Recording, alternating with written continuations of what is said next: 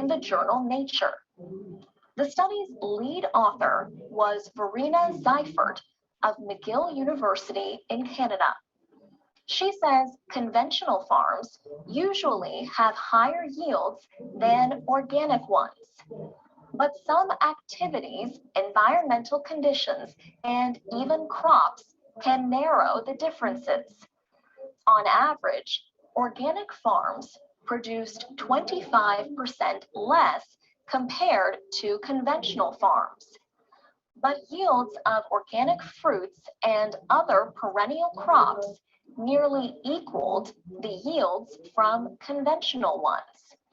So did the yields of legumes such as soybeans. Legumes produce some of their own nitrogen fertilizer. However, organic vegetables and cereal crops had a lot lower yields compared to conventionally grown crops. Ms. Seifert says the soil on organic farms holds water better, and that can reduce the yield difference. Also, organic farmers can improve their yields by making sure crops get enough fertilizer. But increasing the nitrogen is harder to do organically using just animal waste and crop rotations. Organic farmers rotate food crops with plants that fertilize the soil.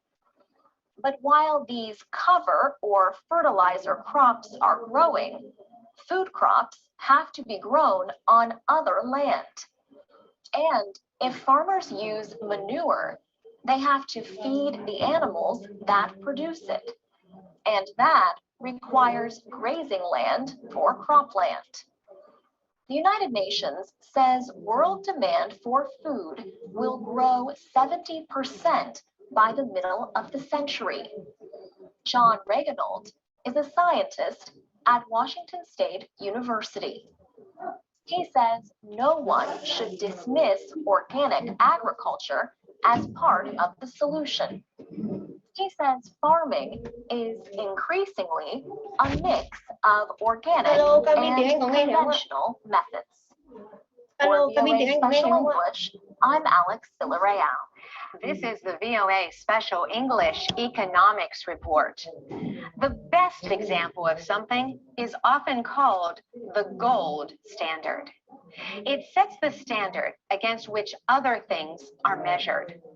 In economics, the term describes how major trading nations once used gold to set currency values and exchange rates. Many nations continued to use the gold standard until the last century. In the United States, people could exchange paper money for gold from the 1870s until 1933. Then President Richard Nixon finally disconnected the dollar from the value of gold in 1971. From time to time, some politicians call for a return to the gold standard. But in 1978, the International Monetary Fund ended an official gold price. The IMF also ended the required use of gold in transactions with its member countries. Since that time, gold prices have grown, but the growth was uneven. Prices, uncorrected for inflation, continue near record highs. Gold is trading above $1,600 an ounce. An ounce is about 28 grams, but people keep buying. Some people are called gold bugs. These are investors who say people should buy gold to protect against inflation. People have valued gold for thousands of years.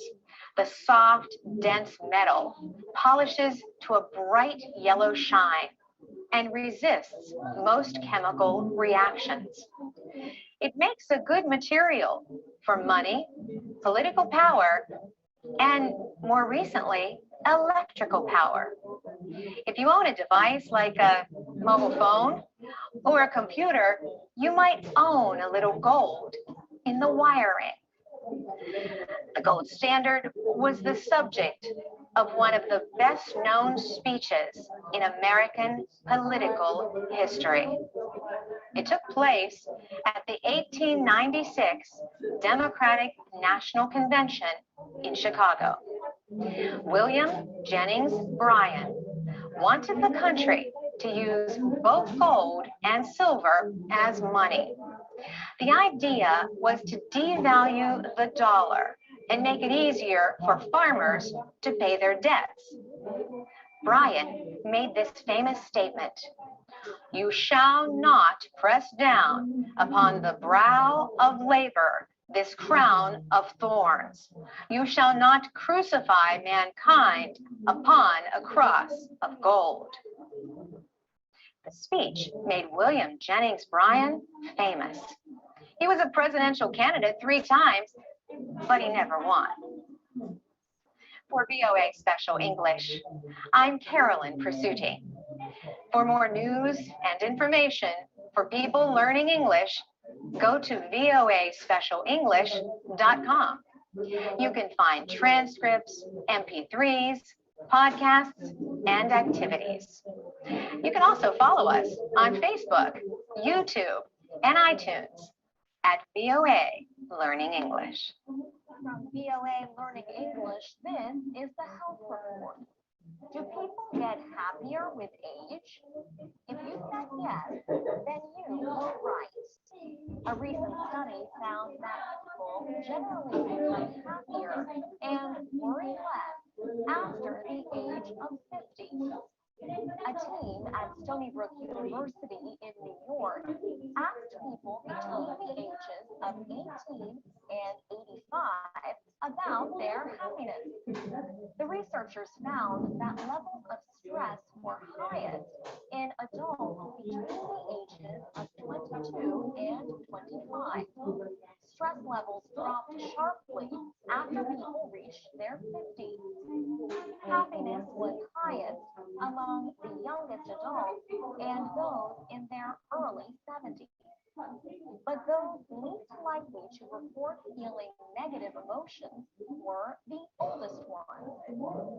The study also found that men and women have similar emotional patterns as they grow older.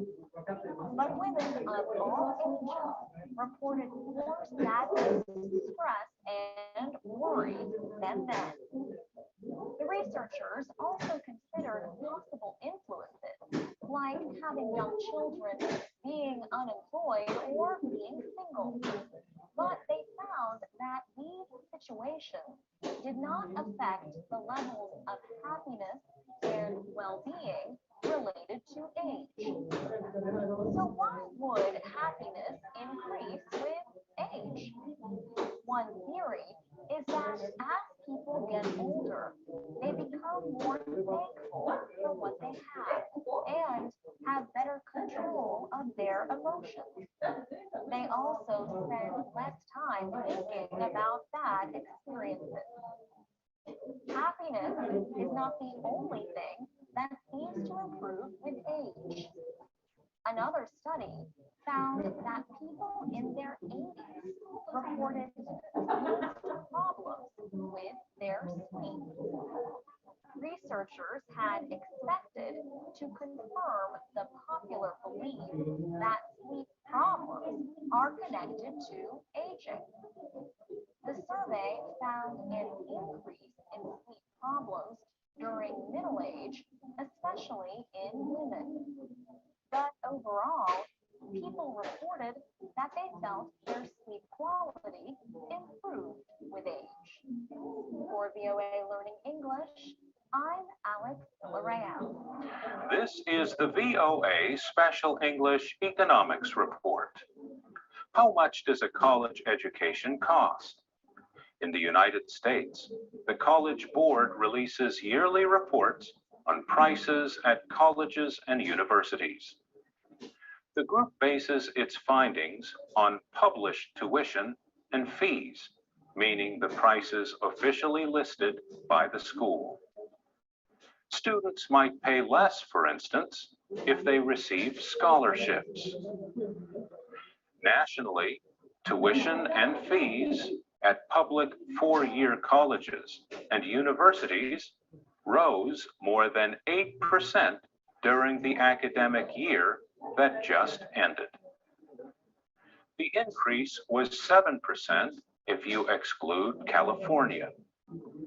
California has about 10% of the nation's full-time students in public four-year colleges. In-state tuition and fees averaged more than $8,000 nationally. The average total charge, which includes housing and meals, was $17,000. The total charge for students from out of state was $30,000. Tuition and fees increased 4.5% at private nonprofit four-year schools. That was still higher than the inflation rate. The average was $28,500. For-profit schools charged an estimated $14,000 in tuition and fees. That was up 3.2% from the year before.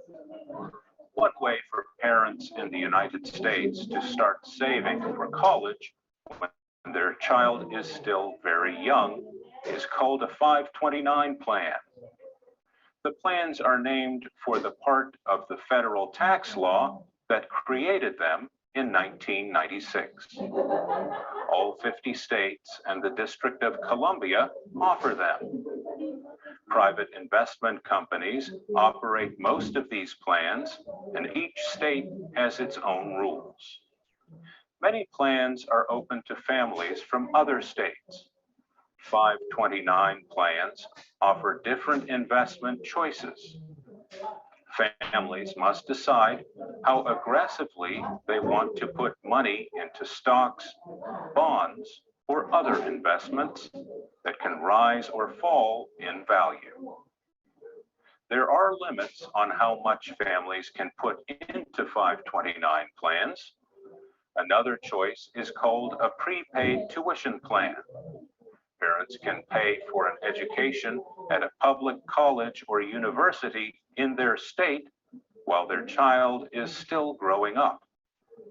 But what if the child decides to go to school out of state or not at all? The money can go to educate another family member, or the parents can withdraw it and pay taxes on the gains. There are other ways to save for college while also saving on taxes. One way is to put money for a child into what is called a custodial account until the child becomes an adult. For VOA Special English, I'm Mario Ritter. Okay, I'm called from Australia. Okay. And what's your name? If you can give us your name. Yeah, my name is Masood. Great. Thank you for calling, Masood. Do you have any questions for us in regards to learning English or practicing your English? Because from learning to practicing English. Question. No. Okay, I have one question. Yes. How can I learn easy English? That's $1 million question. Yeah, easy. It's not Easy from easy. internet. No, I know it's not easy. Language is not easy, but what's the way that I learn easy? Well, Normal, not so. It helps that you are practicing like this right now. The more you practice with people, the better you will get. Yeah, it's better if I talk with people. My Austrian language is also not English, but I learned English in Afghanistan. I think my English is not better. If I sound a mistake, I'm sorry, but You're doing a very good job and you're speaking very well. Yes, you are. Thank you very much, but I think my speaking is not good. Just I solved my problem. Well, And helping, you know, Dutch like I practicing with individuals who speak English is always helpful.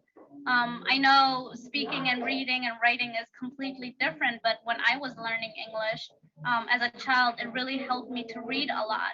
I read a lot of books, simple books, children's book. It didn't have to be anything big or very, you know, had a lot of words. It was simple children's book I would read all the time.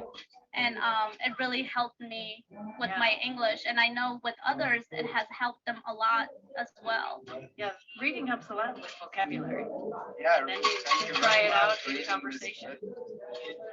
Yeah, thank you very much. My brother is also in America. If I talk with my brother, he said to me, talk in English. I want to test your English. Well, that's If I talk- perfect. Yeah, That is if I talk with my brother, he say your English is like not perfect, not very good, just normal. You can solve your problem. I say you live in America, I live in Austria. It's Yeah. No, different. but definitely take the opportunity to practice with him all the time as much as you can. Even if you think it's not perfect, just speaking helps a lot. Yes, I Yeah. agree. Yes. Thank you very And also we have, I'll send you the link in inbox. We have our Learning English department here at Voice of America who provide a lot of good materials to practice. So you can go on that website and learn more and get more materials. We're just talking to people about how they learn English and how they practice English. Well, we live in London now. We are going to college, so our English is quite good. And How long have you guys been living in London? we're here for 4 years. 4 years? Okay. And what do you guys study? Well, I'm studying science, and he's studying English. Okay. And what are you hoping to do with that? With science? What do you want to do with that in the future? Well, we have planned to study biomedical science. You know biomedical science. So how you said you're studying science, and so you already know English quite well. Is that right? Yeah, my English is quite well. Yeah. And your friend, you said he's studying English. Yeah, no, I just study IT course, but just I've finished improving my English now. So next year I'm going to study IT course. Okay, great. And how do you practice English? Do you practice English with your friend or with people you meet? Because I went to school, so I've been in school for 1 year. So after that, they put me in college because I finished my school year 11. So now I'm in school college for the moment. So I finished my entry 3. Great. And now I'm going to college. They said to me, you have to do level 1 IT course. So actually, my level 1 IT course. So I'm going to do that for 2 years now. Oh, that's great. Were you studying any English in Afghanistan at all? Never. Never? Yeah, but he did. You did? I did, but not a lot. I did just, just in the past, I did one subject English in school. There's maybe there's 12 subjects, one subject in English. That's not good enough to learn English. How do you study your English? Where did you learn your English? I just learned my English in school and also in Azraq English Language Institute. Great. How? When did you start learning it? Uh, How many years have you if been you- studying? If you're asking the real question, so I started my English and Taliban regime when I was in third class of school.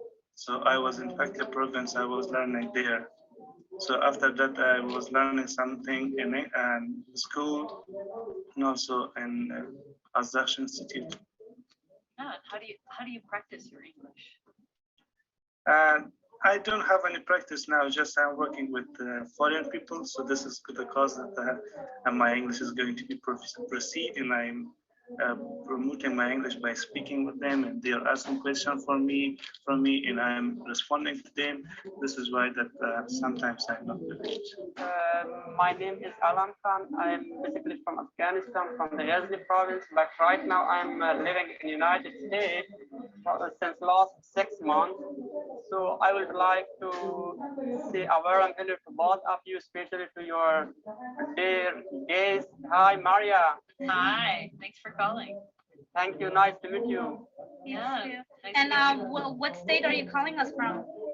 I'm living in Virginia, so I'm calling you from Virginia. Oh wow, you're really close to us right here. Yes, about 20 miles. That's right. Well, what are you doing now? It's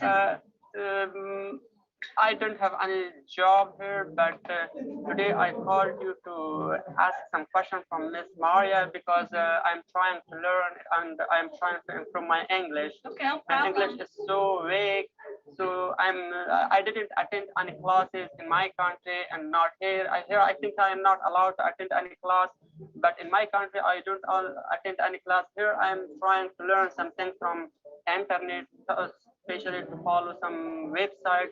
So that is why I called you today to ask you if is it possible to give me some website address to improve my English, to study more, to know about the movies, public stage, and something else like that. There's so much. There's so much. But VOA has a lot of material if you looked on their website. And also there's another one that's called americanenglish.state.gov. There's so many resources. Thank you for calling us on Talk to Us Afghanistan with Nargis and Maria. Hi. Good. And what part of Afghanistan are you calling us from? From Kabul, From Kabul. capital. Great. And do you have any questions for us that we may help answer you today? No, I don't have any question, but I want to tell you I'm very happy to contact the viewers. This is the only achievement for me to call the viewers. Oh, well, thank you for calling us. And what, if I may ask, what do you do in Afghanistan? Do you go to school or do you go to work? Yes, I work with a private organization here in Afghanistan, in Logar province, for the post of monitoring and evaluation officer in Logar and Wardak provinces. I see you're speaking English pretty well. How do you practice?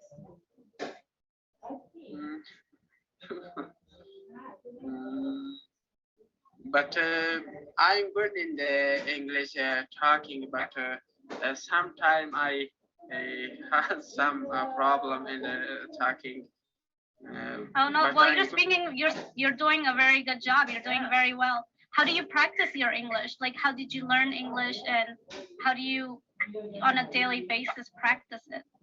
I don't study any course of English, but the only I learn from my parents in the office. Wow, That's great. So tell us how you practice your English.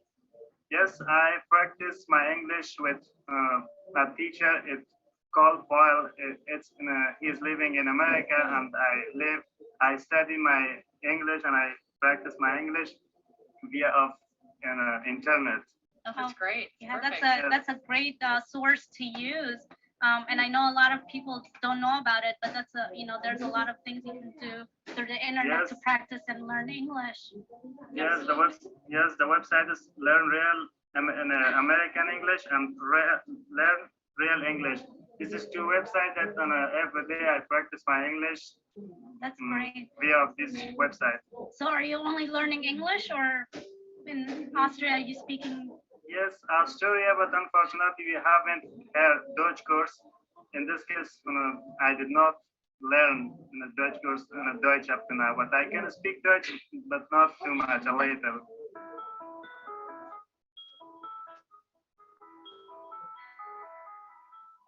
From VOA Learning English, this is the Health Report.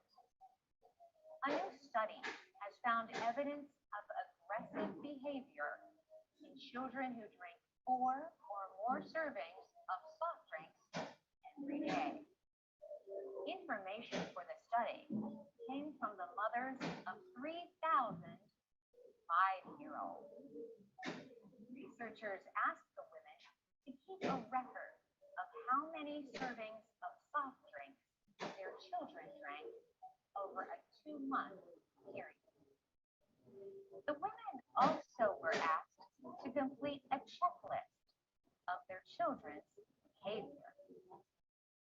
The researchers found that 43% of the boys and girls drank at least one daily serving of soda. 4% of the youngsters had 4 or more sodas to drink every day. Shakira Sulia is with Columbia University's Mailman School of Public Health in New York City. She worked on the study with researchers from the University of Vermont and Harvard University School of Public Health. She says they found that children who drank the most soda were more than 2 times as likely as those who drank no soda to show signs of aggression. The aggressive behaviors included destroying possessions belonging to others, taking part in fights, and physically attacking people. Dr. Sulia says the researchers identified the link after they considered socio-demographic factors like the child's age and sex. They also considered other possible influences, such as whether the boys and girls were eating sweets or given fruit drinks on a normal day. In addition, the researchers examined parenting styles and social conditions at home. Dr. Sulia says it is not clear why young children drink a lot of soda have behavior problems. But she says the ingredient caffeine cause children to be more aggressive. For VOA Learning English, I'm Carolyn D'Souza.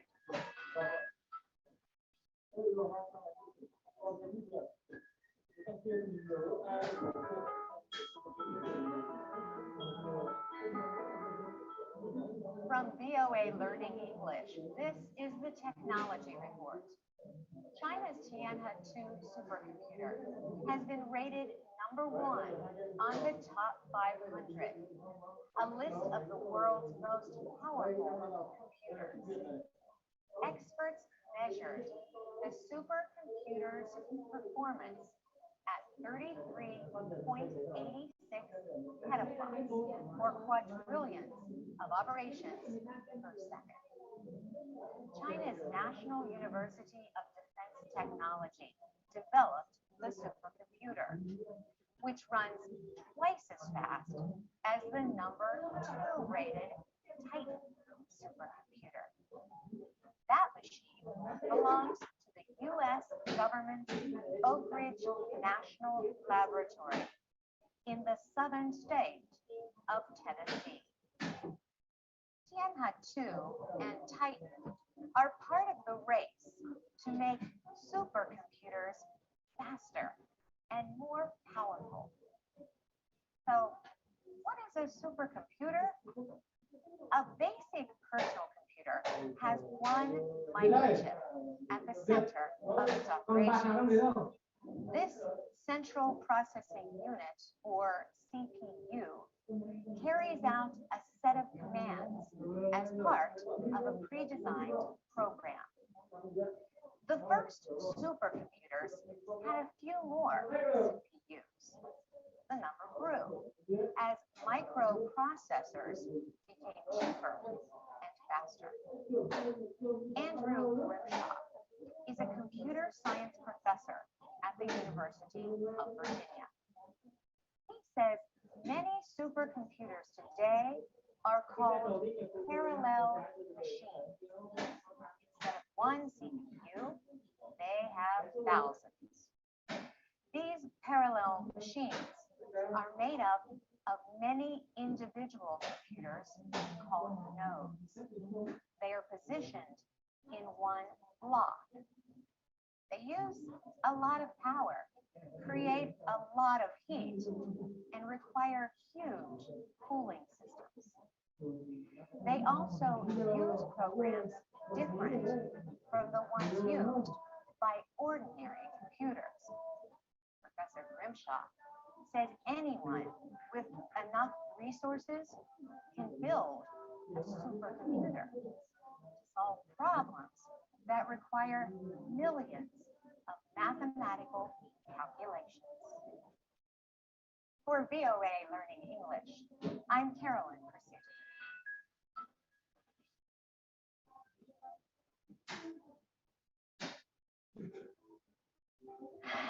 This is the VOA Special English Economics Report.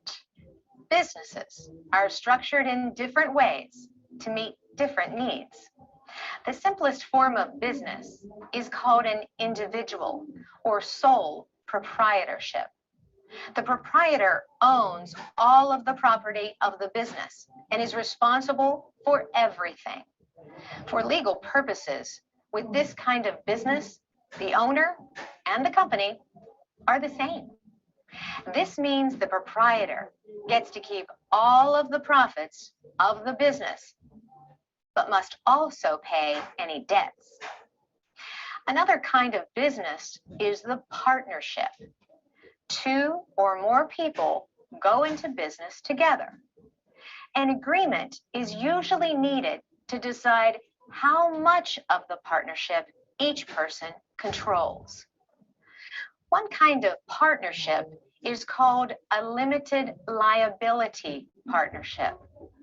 These have full partners and limited partners. Limited partners may not share as much in the profits, but they also have less responsibility for the business. Doctors, lawyers, and accountants often form partnerships to share their risks and profits. A husband and wife can form a business partnership together. Partnerships exist only for as long as the owners remain alive. The same is true of individual proprietorships. But corporations are designed to have an unlimited lifetime. A corporation is the most complex kind of business organization. Corporations can sell stock as a way to raise money. Stock represents shares of ownership in a company. Investors who buy stock can trade their shares or keep them as long as the company is in business. A company might use some of its earnings to pay dividends as a reward to shareholders, or the company might reinvest the money back into the business. If shares lose value, investors can lose all of the money but shareholders are not responsible for the debts of the corporation. A corporation is recognized as an entity, its own legal being, separate from its owners. A board of directors controls corporate policies. The directors appoint top company officers. The directors might or might not hold shares in the corporation. Corporations can have a few major shareholders, or ownership can be spread among the general public. But not all corporations are traditional businesses that sell stock. Some nonprofit groups are also organized as corporations. For VOA Special English, I'm Carolyn Pursuti. You can learn more about business and economics and learn English at the same time at voaspecialenglish.com. We're also on Facebook and Twitter at VOA Learning English. This is the VOA Special English Health Report. The journal Science chose an AIDS study as the 2011 breakthrough of the year. The study found that antiretroviral drugs can greatly lower the risk of spreading HIV, the virus that causes AIDS. It showed that infected people with early treatment were 96% less likely to infect their partners. The study was a clinical trial known as HPTN-052. Myron Cohen led an international team that began the study in 2007. But Dr. Cohen says the work really began 20 years ago. We had a strong suspicion, based on all the biological studies we had done, that when we treat people and lower the concentration of HIV in the blood and secretions, we were rendering them less contagious. But we didn't understand the magnitude of the benefit. Dr. Cohen heads the Institute for Global Health and Infectious Diseases at the University of North Carolina at Chapel Hill. The National Institute of Allergy and Infectious Diseases paid for the study. It involved heterosexual couples in 9 countries in Africa, Asia, and the Americas. The results have already had an effect on government policies. Those changes include treating HIV-infected people when their immune systems are still relatively healthy. Dr. Cohen says the study has generated policy changes at the level of the United States and the World Health Organization and UNAIDS. And it's inspired new community-based clinical trials that are just about to be launched that apply the scientific discovery. He says the results will be wasted unless they are linked to other areas of HIV testing, treatment, and prevention. If we don't know who's positive and negative, there's no benefit. If people aren't linked to care, there's no benefit. If they aren't provided drugs, there's no benefit. If they receive the drugs but don't take the pills, there's no benefit. So this cascade is now the focus of our attention. AIDS activist Mitchell Warren says, for many years, debates have waged whether we should do treatment or prevention. The results of the HPTN-052 study actually affirm once and for all that treatment is prevention. The journal Science also recognized 9 other achievements. These include progress on a malaria vaccine and research on the DNA of our ancient ancestors. Another study looked at cells that have stopped dividing. It found that clearing them from the bodies of mice can delay some of the effects of aging. A link to the full list is at voaspecialenglish.com. For VOA Special English, I'm Alex Villarreal.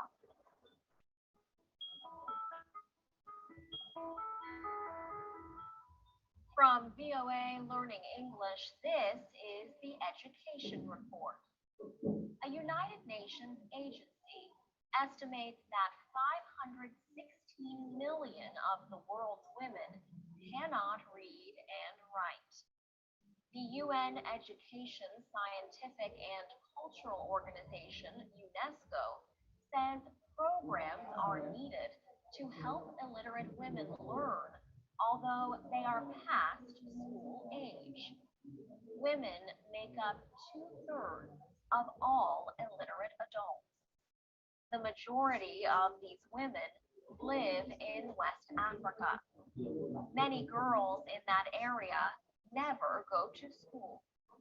But in Liberia, a new education program is giving women in their 30s, 40s, and 50s another chance to learn to read and write.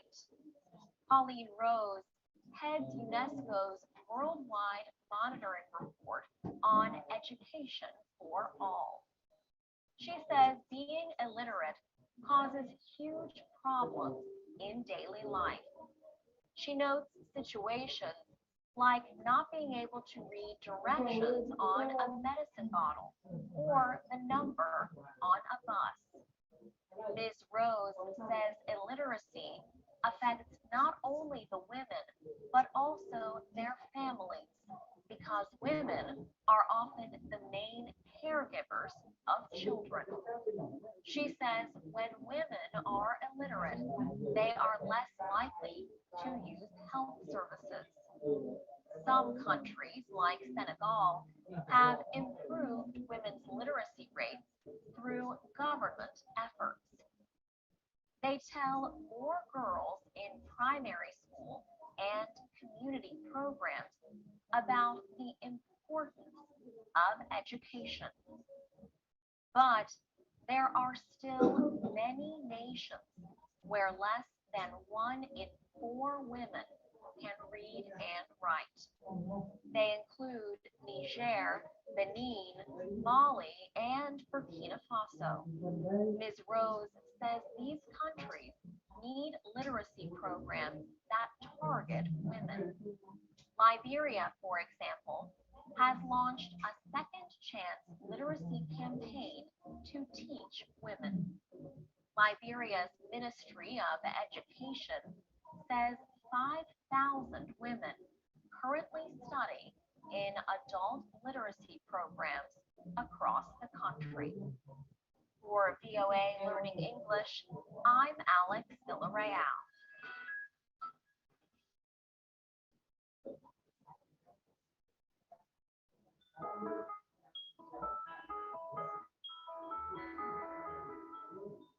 From VOA Learning English, this is the Technology Report. Many sports competitions use cameras to help officials make the right call. Now, goal line technology is being used in international soccer.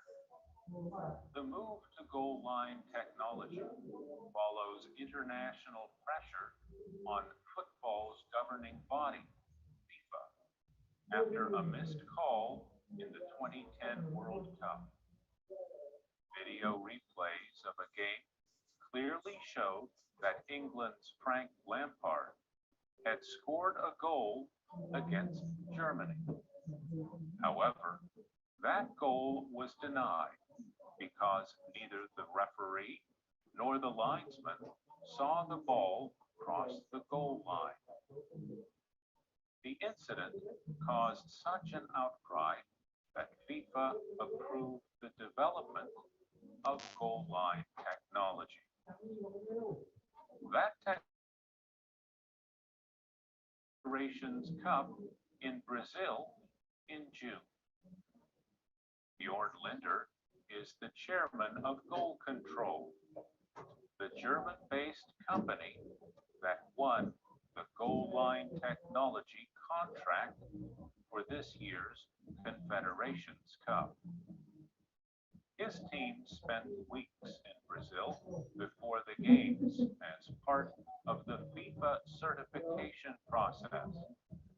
He says the system has 14 cameras connected to a computer.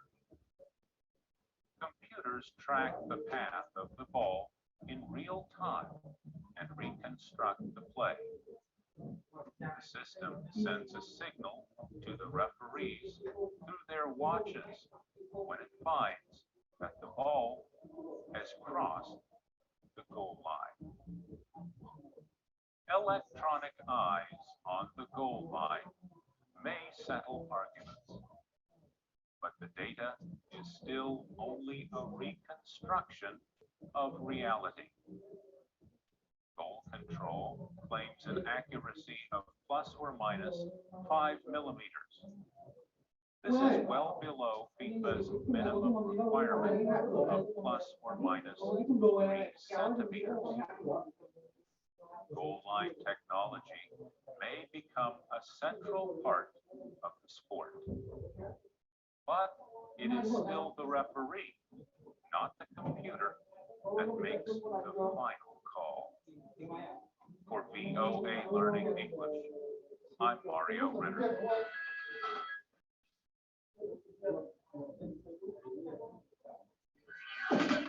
These people are playing a sport called Ultimate Frisbee in Denver, Colorado. When you mentioned that you play Ultimate Frisbee, they either ask if it's disc golf or if it's the sport where you throw a frisbee to your dog. No, it's neither of those, unfortunately. Scores like football, runs a lot like basketball, but kind of has positions and plays like soccer. Ultimate Frisbee is basically kind of like soccer with a disc.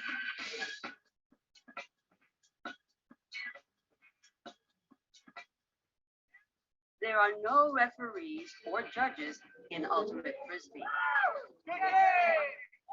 With Ultimate, there's something called the spirit of the game. It is a self-officiated sport, so everybody's responsible for settling their own disputes on the field and cheer each other on. You know, the other team congratulates you on good play, and that's the way it should be.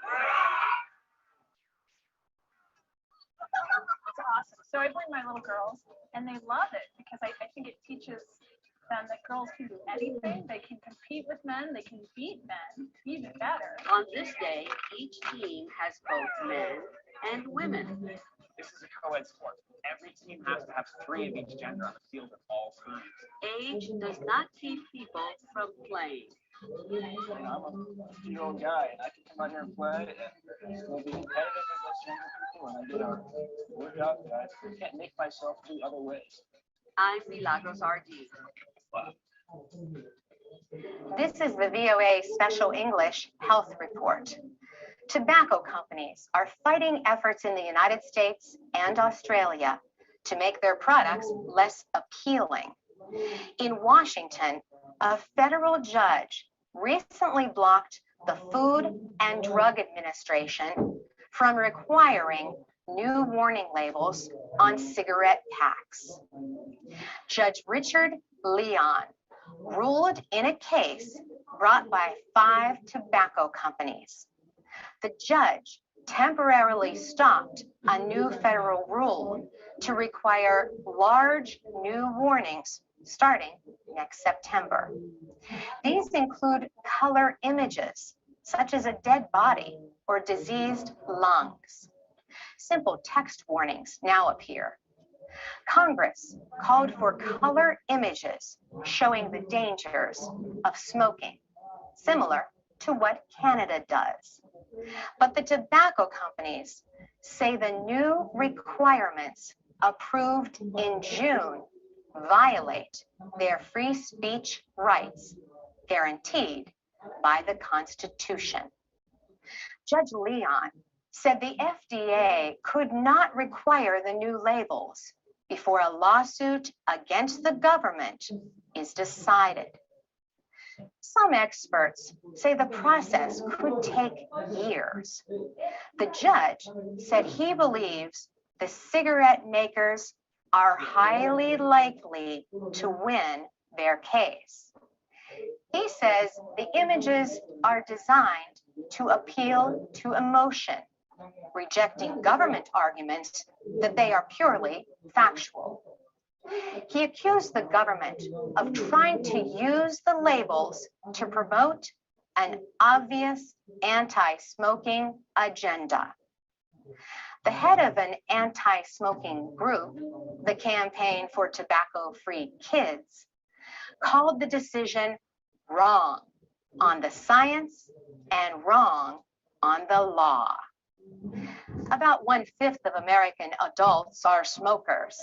The World Health Organization says tobacco kills nearly 6 million people worldwide each year. More than 600,000 of them are non-smokers who breathe other people's tobacco smoke. In Australia, tobacco companies want to stop what would be the world's most restrictive laws on cigarette advertising. Cigarettes could be sold only in plain olive green packages. Only the brand name and health warnings could appear. The new rule is to go into effect in December of 2012. Tobacco companies say the measure violates the Australian Constitution. They say it would unjustly reduce the value of their brand names and trademarks. Health Minister Nicola Roxon says the government is ready for a legal fight. She says the new rule will be a big win for families who have lost a loved one to tobacco-related illness. For VOA Special English, I'm Carolyn Presutti. This is the VOA Special English Agriculture Report. Old properties and empty lots in cities and towns around the United States are finding new life as urban farms. Echo City Farms in Evanston, Maryland is located near shopping centers, car repair shops, and homes. The neighborhood is a working class community. People do not have very much money, and they have limited access to fresh food in markets. Over the past 2 years, the farm has attracted volunteers from the community, like Marcy Clark. She schools her 4 children at home. On a recent day, she brought them to Echo City Farms for a lesson. Her children harvested rows of spinach, mustard greens, lettuce, Swiss chard, and carrots. It's important that the children understand the connection between the food that they eat, the soil, the air, the pollution, how all this is connected to their well-being, she says. Her son Alston agrees. You connect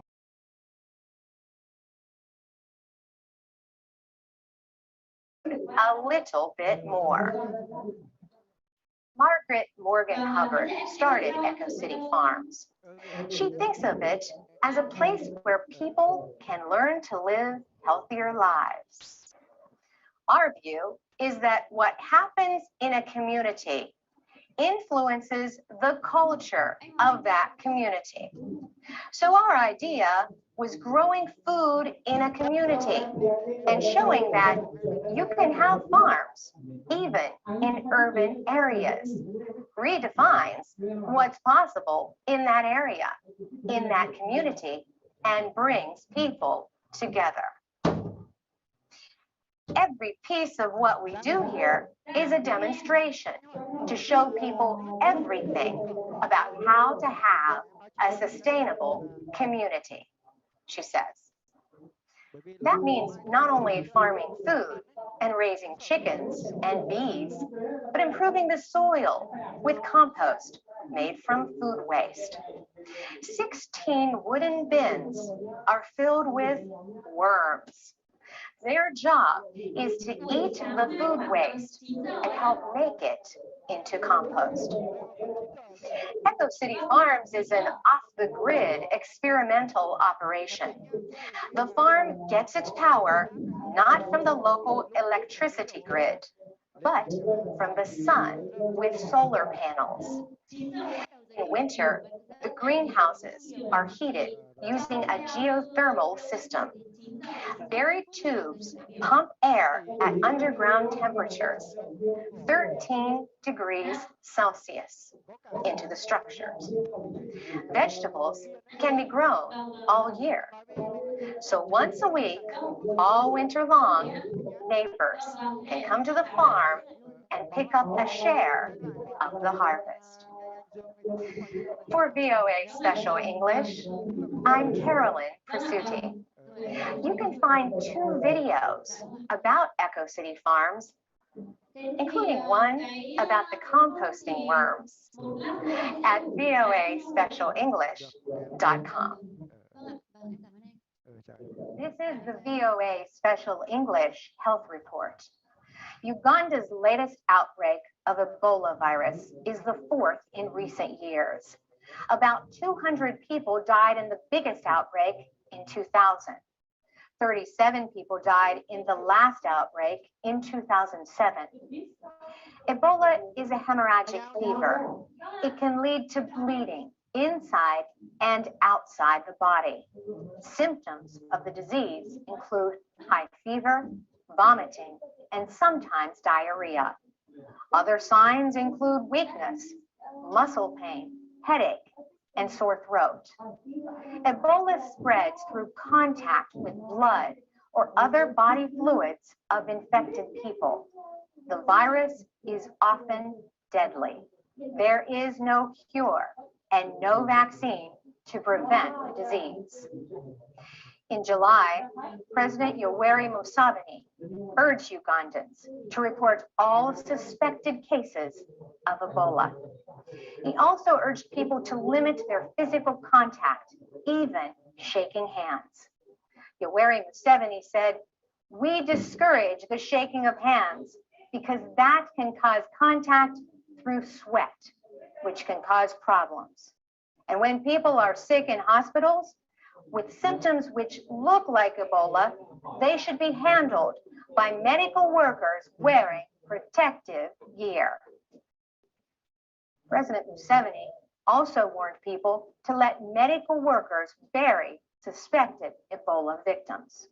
He said, "Please do not take on the job of burying him or her. Call the medical workers to be the ones to do it, because they are the ones who can do it safely." Most of the cases in the latest outbreak have been reported in Western Uganda.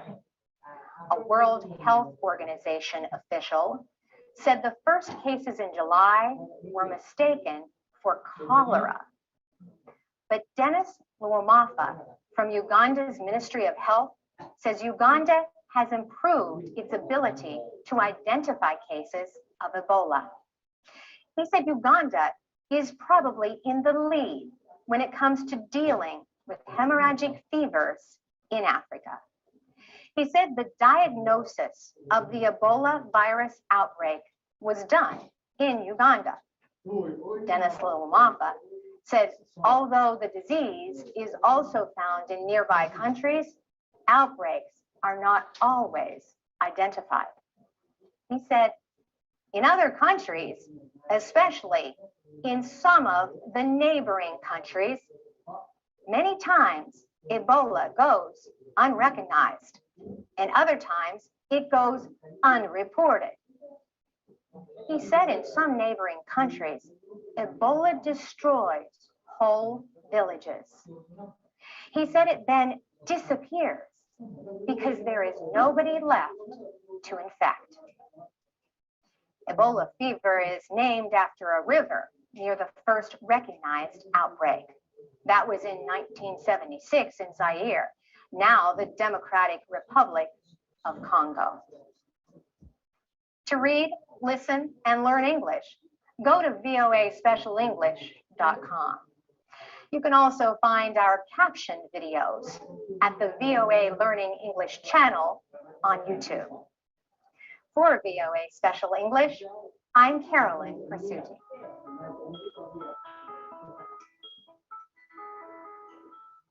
From VOA Learning English, this is the Education Report. Street children in Ethiopia say their biggest need is shelter. But a study shows that local non-governmental organizations and community groups rarely offer what the street children want. The international aid group Save the Children did the study. One of the researchers says the limited services provided by local NGOs do not match what the children see as their greatest needs. Save the Children talked with children living on the streets in 5 major cities, 3 regional towns, and 8 rural villages. The children discussed many subjects, including their needs, their health, and the risks they face. There are about 30,000 street children in Ethiopia. About 17,000 of them live in the capital, Addis Ababa. More than half of the children do not have access to shelter or enough food. They survive mostly on what they receive from shining shoes, selling small items to passers-by, and appealing to strangers for help. The street children face health threats. Research shows that about 30% are seriously sick, but most do not have any kind of treatment available. About 40% of the children may have been forced to have sex. The children believe that having shelter will reduce these kinds of risks.